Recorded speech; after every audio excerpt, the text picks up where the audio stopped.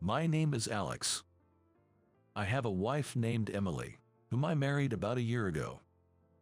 Emily and I were classmates in middle school, but we didn't really interact much back then. However, we reconnected at a high school reunion and got closer after coincidentally sitting next to each other, which led to us dating. Emily, with her modest and kind personality, is not much of a talker, but she always listens to my stories with a smile.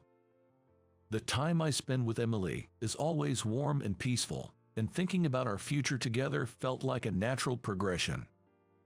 We get married in our 4th year of dating, when we were both 24 years old. And even after getting married, our tranquil happiness continued, and we recently celebrated our 1st anniversary.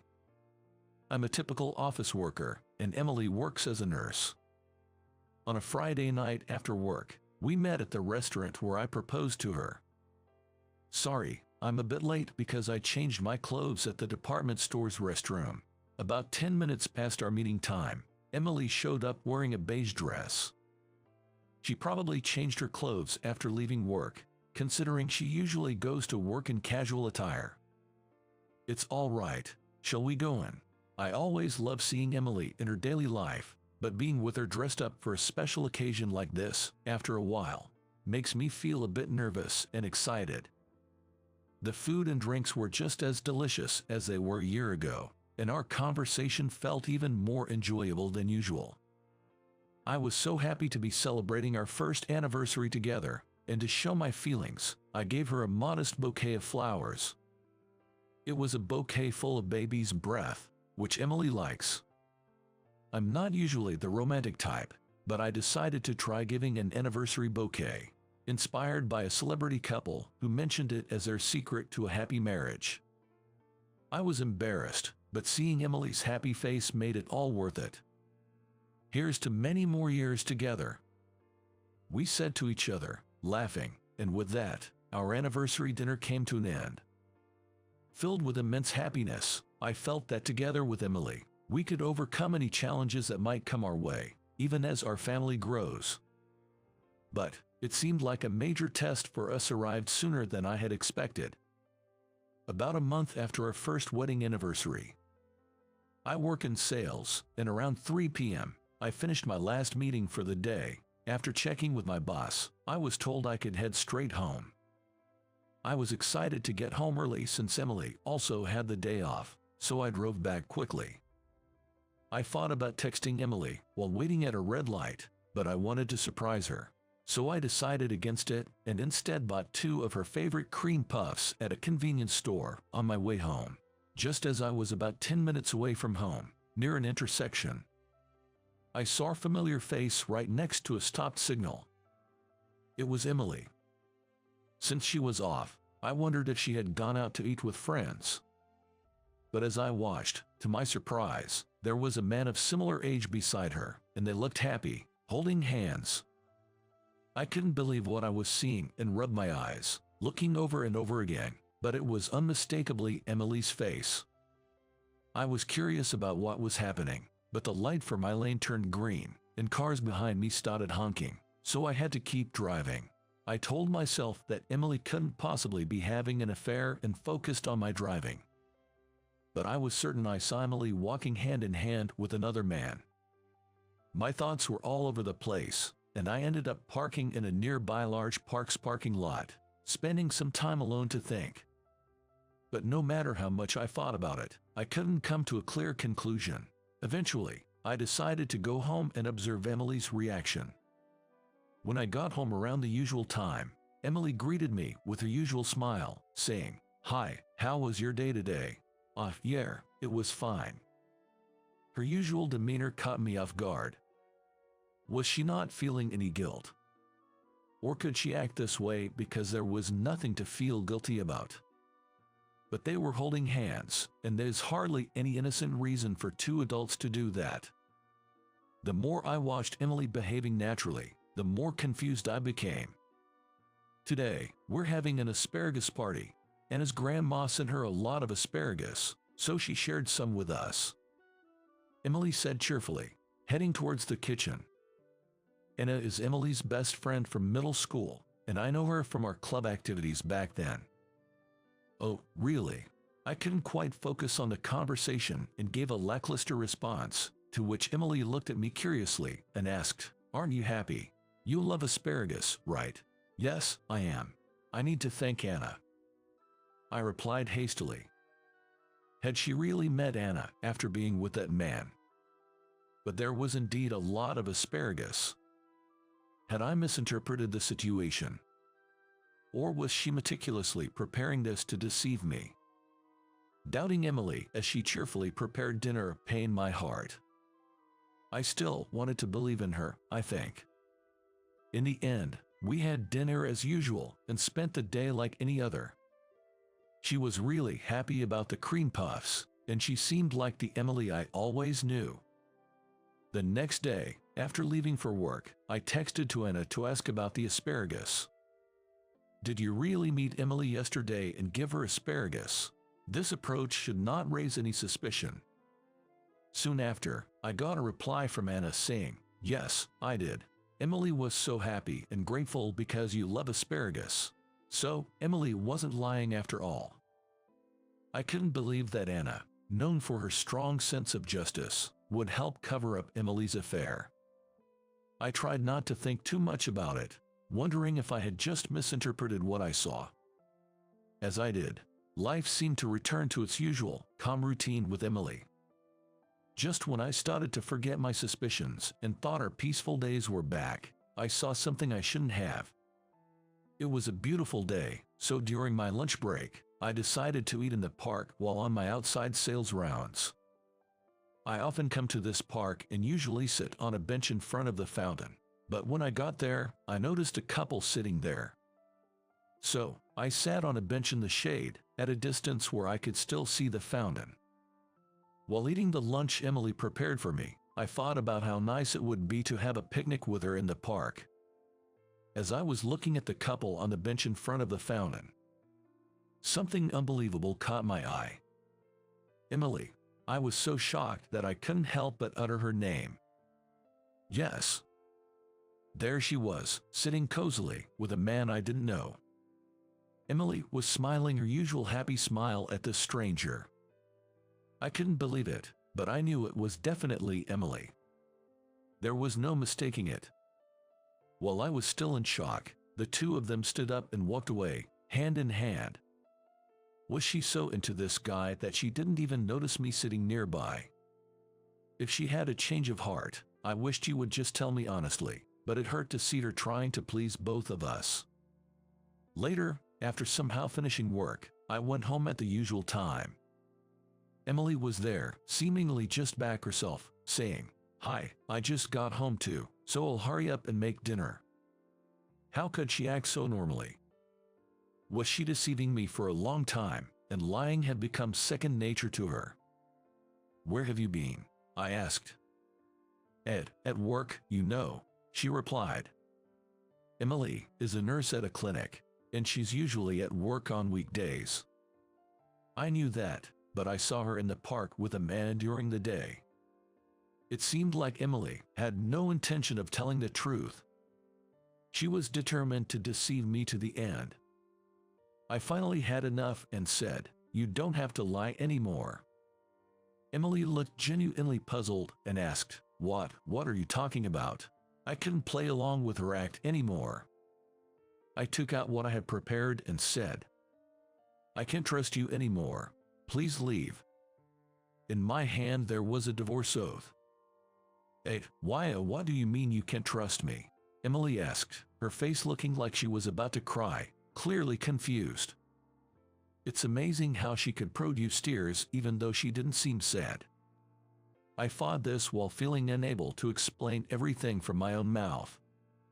"Maybe you should think it over. I won't be coming home tonight." With those words, I left the house. Just a short while ago, we had celebrated our first year together, looking forward to our future. I never imagined such a future would come. Filled with despair, I spent that night at a nearby business hotel and went straight to work the next day. There was no contact from Emily during that time, but around the time I finished work, I received a text from her. I've thought about it, but I can't find anything that would have upset you so much. I'm sorry if I unconsciously made you feel bad.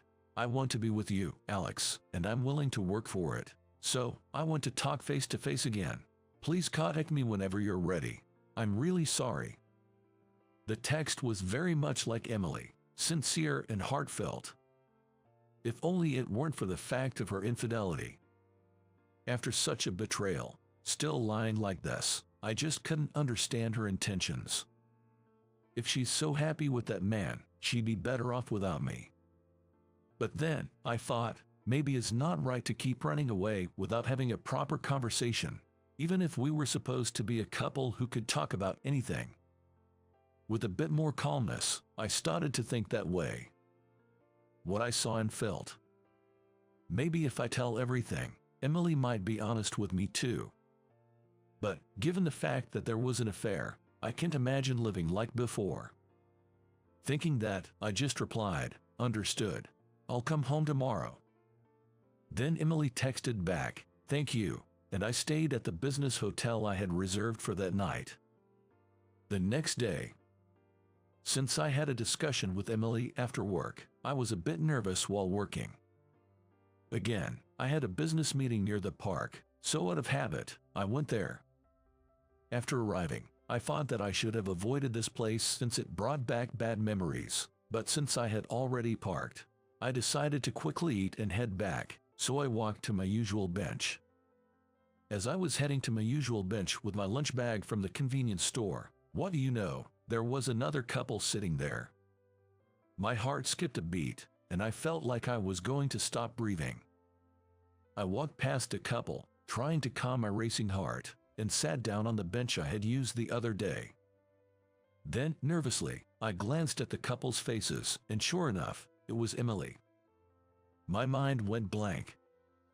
After being confronted with divorce by me, tearing up, saying she couldn't believe it, apologizing, and agreeing to talk today, there she was, happily having an affair in the midst of all this. I couldn't understand what Emily was thinking at all. Sadness, anger, a variety of emotions surged, but I was also possibly feeling fear due to not understanding her actions. Then, today, the man left the bench first, leaving Emily alone. Unable to hold back anymore, I stood up and walked towards Emily. I grabbed her arm and said, "What are you thinking?" Then she replied, "What do you mean?" using polite language and a puzzled expression. Was she mocking me? I couldn't understand. "What do you mean?" But as I said that, I noticed something felt off. Somehow, she seemed like a complete stranger. Indeed, she looked like Emily, but something was different. "Are you not Emily?" When I said that, the woman looked a bit surprised and then said, "No, I'm not." That could have been interpreted as a clumsy lie by Emily to get out of the situation, but her words became more credible when I realized that her demeanor was completely different from Emily's. Also, upon closer inspection, there were moles under her eyes and on her chin that Emily didn't have. I'm sorry. Was this woman, who I recently saw as Emily, actually her all this time? Or was it just today? My mind was in turmoil, but the fact that I had mistaken a stranger for Emily and confronted her was clear. Moreover, grabbing a stranger's arm and confronting her harshly, I could have been reported to the police. It was a mistake. I'm really sorry. As I deeply apologized, the woman made a surprising statement. By any chance, do you know someone who looks a lot like me?" I immediately looked up upon hearing her words. Oh yes, my wife looks a lot like you, and that's why I mistook you for her." Then, she shared a surprising story. Her name is apparently Jennifer. She's the same age as Emily and me, and works as an office lady near this park. Jennifer mentioned that her fiancé, the man who was with her just now, working nearby, so they often meet like this during lunch breaks. The person I saw in this park the other day was indeed Jennifer. And she also told me that the woman I saw months ago at the crossroads, considering the circumstances, was likely her. Hearing all this, I felt tremendous regret. I had mistaken a look-alike stranger for my wife Emily, jumped to conclusions about an affair without proper discussion, and rashly pushed for a divorce. The one who needs to apologize is me, but Emily's wounded heart might not easily heal. What have I done? I lamented, forgetting Jennifer was there, and held my head in my hands. Then Jennifer said, "There's something else I haven't told you." What would that be? In my distracted state, I asked her. "I have a twin sister who I've been separated from since birth," Jennifer said. I was surprised again and asked her what she meant. "I was born a twin, but I hardly remember anything since my parents divorced when I was 4 years old. They never met again due to complications in their relationship, and it was forbidden for us to meet. I've lived all this time without even knowing if my sister was alive, but I never forgot about her. I've always wanted to meet Emily again." Jennifer said this with tears in her eyes, and it didn't seem like she was lying. So, Emily, my wife, is Jennifer's sister. But I had never heard Emily talk about having a twin. That's why, if your wife is my sister Emily, it's understandable that you mistook me for her. We really do look alike. Hearing this made me feel a little relieved. Although it doesn't change the fact that I hurt Emily by jumping to conclusions about her being a twin. While we were talking, it was time for both of us to return to work, so we exchanged contact information and parted ways for the day. I didn't know if Emily would forgive me, but I decided to apologize to her first and then talk about Jennifer, so I went home. When I got home, I saw Emily with a worried expression. Seeing her face made my heart tighten, and I immediately apologized. "Emily, I was wrong. I'm truly sorry." Emily was surprised as I suddenly apologized deeply. Then, I told her everything, including my suspicions of infidelity and meeting Jennifer. After hearing everything, Emily looked confused but first said, "Thank you for telling me. You don't need to apologize, Alex. It's my fault for not telling you about having a twin sister. I'm really sorry for troubling you." No, Emily, you don't need to apologize. I'm the one who jumped to conclusions. I'm truly sorry. Emily and I apologized to each other for a while and finally managed to share our misaligned thoughts. And for the first time in a long while, we were able to laugh together from the heart. Later, Emily also told me about her past. It was exactly the same as what Jennifer had told me, and it became clear that they were twin sisters. Emily hadn't told me about it not because she was hiding it, but because she was raised by her mother saying, "Think of your twin sister as if she no longer exists." I have met Emily's mother and know she's a wonderful person. It's hard to imagine such a kind mother-in-law saying those words to Emily, as if she wanted to erase a part of her past. But perhaps that just shows how strained the relationship between Emily's parents had become. However, like Jennifer, Emily had never forgotten her twin sister and had always wanted to meet her. While she told me this, she was in tears. Seeing her like this, I couldn't just stand by, so I suggested that we tell her mother and arrange a meeting with Jennifer. At first, Emily hesitated, but then she seemed to decide to follow her true feelings. Later, with her mother's consent, we arranged for Emily to meet Jennifer. Emily and I arrived at the park, where we had agreed to meet. Much earlier than the scheduled time, but Jennifer also arrived 10 minutes before the appointed time. Well, they really are twins, I thought to myself. Seeing the two of them together for the first time, they immediately embraced each other. "I'm glad you're doing well," Jennifer said. "Jennifer, I've wanted to see you for so long," Emily said, starting to cry first. Then, almost at the same time, Jennifer also began to cry. They truly are twins, I thought to myself. They entered their own twin world and chatted happily, leaving me feeling like an outsider. But seeing Emily's smile, I was truly glad. Meeting Jennifer had made it possible for me to sit on this bench with such a peaceful heart. Seeing them happy together genuinely filled my heart with joy. Since then, Emily and Jennifer started meeting frequently, and a few months later, we were invited to Jennifer's wedding. Emily cried tears of joy, seeing her twin sister's radiant face on her big day. A year later, when Emily and I had a child, Jennifer often visited and cried with joy. I may not be a twin and can only imagine the depth of their bond, but just watching them fills me with happiness. The period when I suspected Emily of infidelity was not a happy time for either of us. But if it was a hurdle we had to overcome to reach this happiness, then maybe it was a past worth having.